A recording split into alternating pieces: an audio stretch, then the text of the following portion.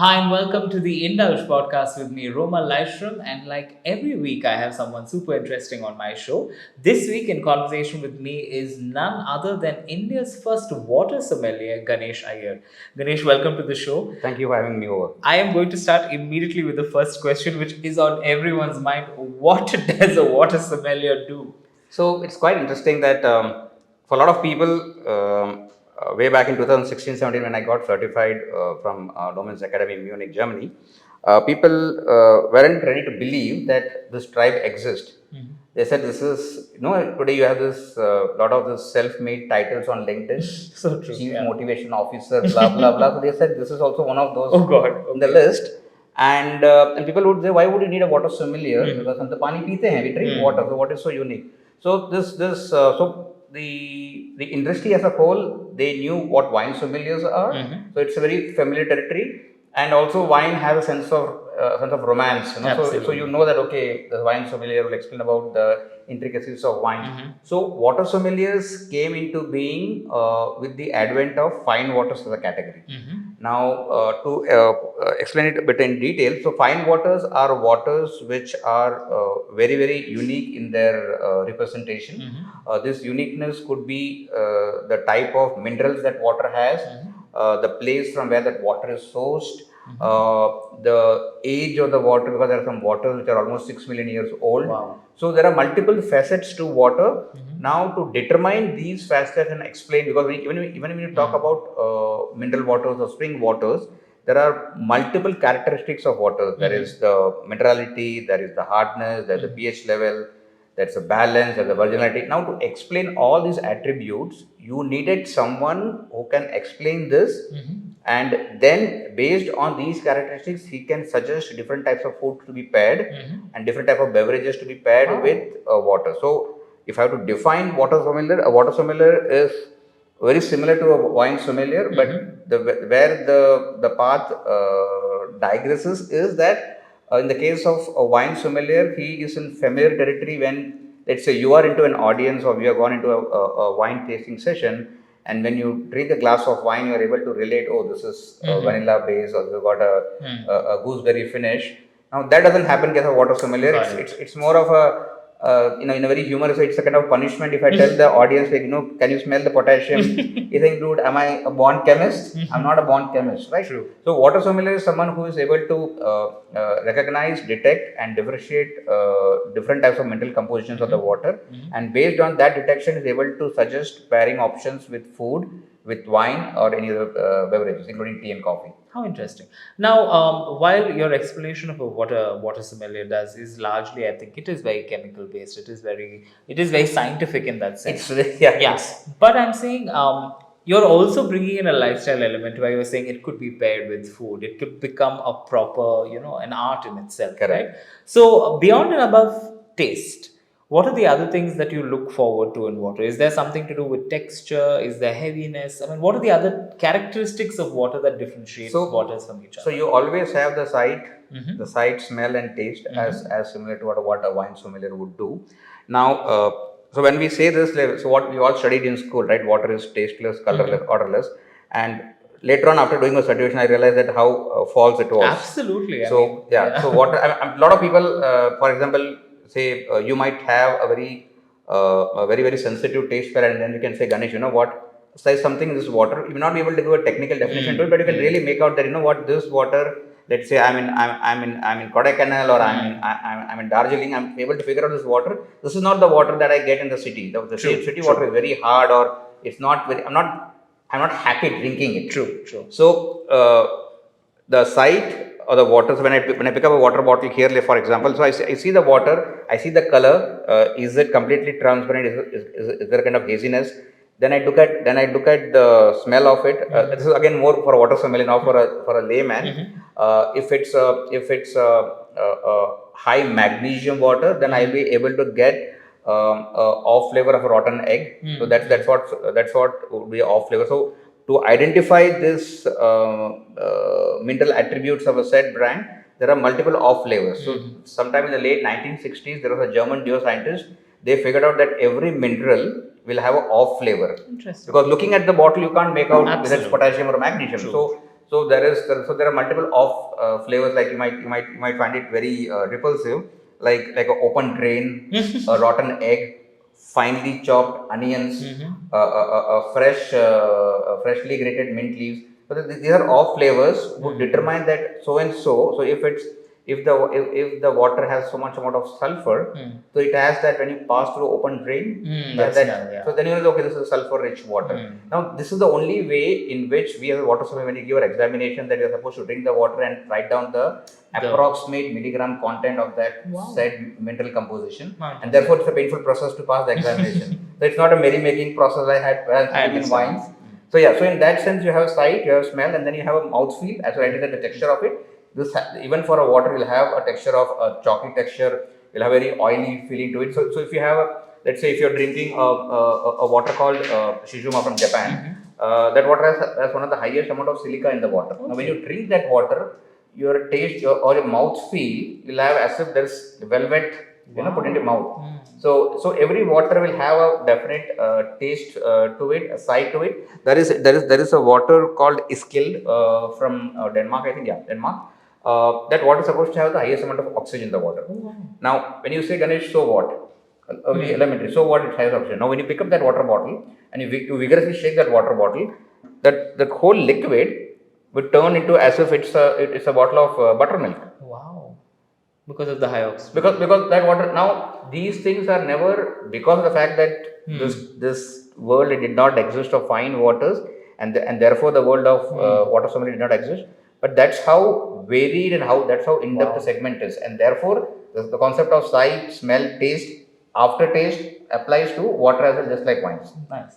I think a lot of people, when we're talking about water, of course, we say heavy, soft, all of these kind of terms. But something that when we talk about drinking water, we often use this word called crisp.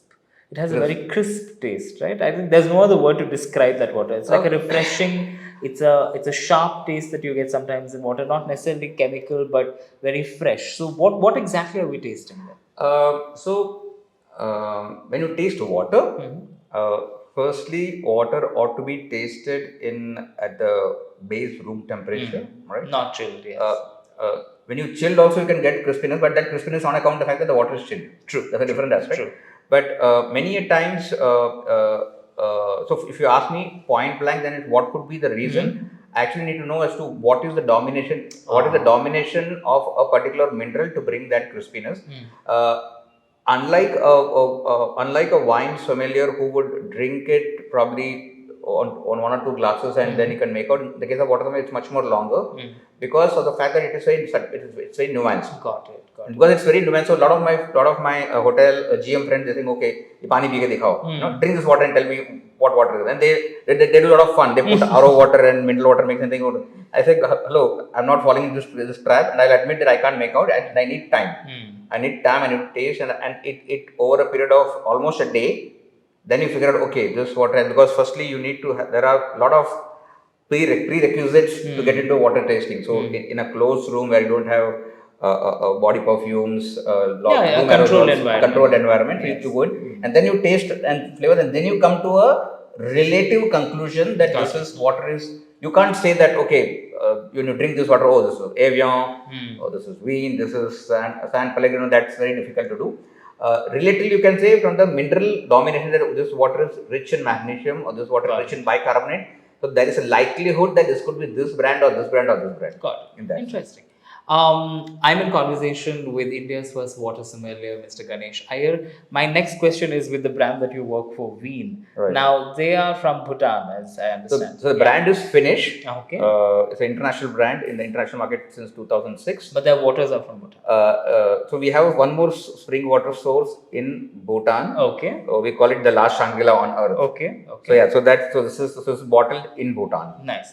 Now, considering you've tasted so many waters, and I'm sure, of course, you are talking about the brand. What made you, when you were talking about Veen specifically and you were tasting this water and trying to figure out how you could sell it, what was the thing that stood out the most for you with Veen? For us, the whole, so for any new product that comes into the market, it's trying to solve a problem or at least making an effort to solve a problem. The problem that we had in hand in India 12, 13 years back was that though we developed as a country significantly. The affluence came in quite significant. A lot of segments, a lot of upper middle class people coming into hotels and restaurants.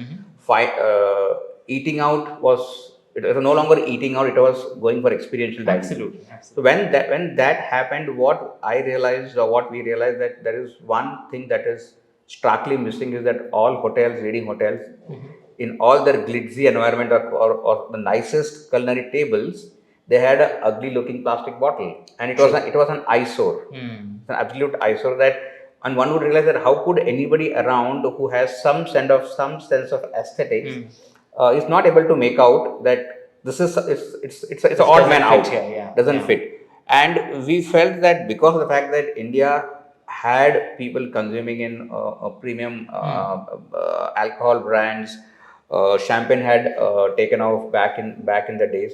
I said it shouldn't be anything too complicated to bring in a natural mineral water in glass packaging, because the segment is the same, the discerning audience is the same. So we felt, why should there not be any challenge, because the brand essentially is only for hotels and restaurants, and in that evolved segment, giving premium water in a glass bottle shouldn't be a problem. And therefore we felt that there was a critical need to complete that culinary experience. Because back in the days when we used to go we used to eat food and to drink water, but today across the world, including Europe, US, and other markets, water is taken up very, very seriously as a part of the culinary experience. You don't drink water just you want to drink water, because when you're going to go to any of the premium hotels or restaurants, when you're going to spend 2,000 rupees or 3,000 rupees for a meal, you want to have a nice experience with the water, and that water should complement that fine that you're having. Got it.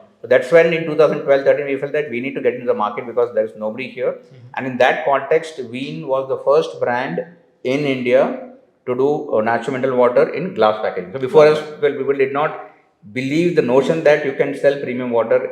We had this belief that we are a Sasta Sundar Tikau country, which we were quite adamant, or you can say quite adamant, or probably can say we are fools that we said this will happen, because there is progression happening. There is progression happening in restaurant segments. People are buying in premium cars, buying in. So why can't premiumization happen in this place as well?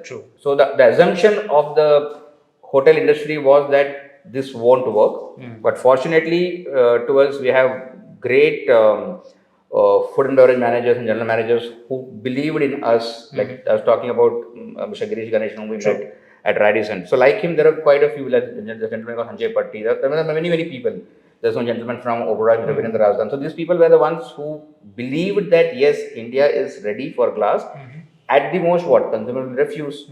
Let us go out and give them a better offering. Not so much so for Ween or Ganesh, but my audience, my consumer who is going to pay 2,000 rupees for a meal, he need to be justified. Lovely. That's So interesting. that's it. A lot of fads exist around water today. For example, you've got alkaline water, black water, this water, that water. People are selling all kinds of waters, in the market today, readily available. Are there really any health benefits to them from a water sommelier? Do you really think it's sensible to drink these waters? So water sommeliers, or any approach for me, because this is something which we are ingesting, we are going to drink, right? So it's very important to go by not by hearsay, not by social media engagements, not by Instagrammers, not by influencer marketing, but purely by data. Now, when you talk about black water or blue water, or there's sort of now there's water with gold flakes inside. Now one can drink it the way one would want. I am nobody to think them, but if you ask a purist approach, so how is black water made? Black water is essentially fulvic acid or humic acid, that's biodegradable based, and that is used with ozonized water. So RO water, which is ozonized, and with in combination with fulvic acid and humic acid, that's when you get the color black. And the ozonization is done so that to increase the shelf life. Got it. Now the challenge is that when you do not know the source of that RO water, there could be bromide in the water, and that bromides, when it integrates with this, it becomes carcinogenic. Oh my God. Okay. And that is the reason you have industrial fulvic acid and humic acid. It's a non-FSSAI approved additive. Now I cannot base my drinking just because some actresses or some hero is drinking. I have nothing against them. It's brilliant brilliant for them to promote. But for me, I need data, and I don't need one research says. It's a very Several researchers, I yeah. need, because it's water, right? Absolutely. You need to have a research of 10, 15, 20 years. That research has to show that by drinking XYZ water, you have uh, cured of your kidney stone ailments, or your skin is glowing, blah blah blah. That needs to be documented, and that needs to be then eventually given, verified either by the health fraternity or the doctor. Then you say yes, this is actually true. It can't be. It can't be. How do I say? It can't be endorsed by an actress saying, "Oh, this is really good." But your job is to act. You can't endorse something a producer is consuming. So it's fundamental. And same goes with for alkaline. Got it. On a scale of 1 to 10, anything beyond 7.8 is alkaline, and less than 7. So water needs to be neutral. The reason for that is because your stomach acid is in the range of 2.5, 1.5 to 3.5. So anything that you put in the system, eventually it becomes acidic. So it doesn't matter whether you drink alkaline water or non-alkaline water. Alkaline water generally is recommended for athletes, and that needs to be consumed under your family doctor or your consultant doctor's supervision. Got it. Again, that needs data. We don't have data. So for a water sommelier, he believes not in the fans, in the Instagram tamasha. Nothing wrong with that. From marketing point of view, it's brilliant. One needs to do that.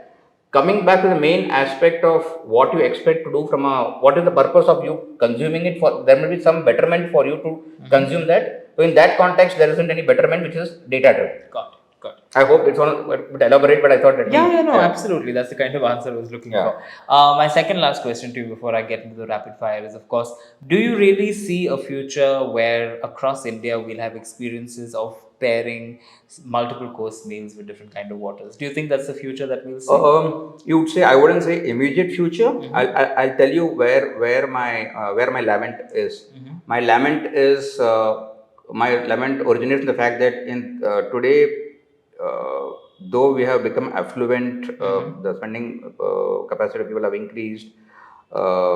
Still, a very large, even within the affluent segment, they aren't able to differentiate between packaged drinking water and a natural mineral water.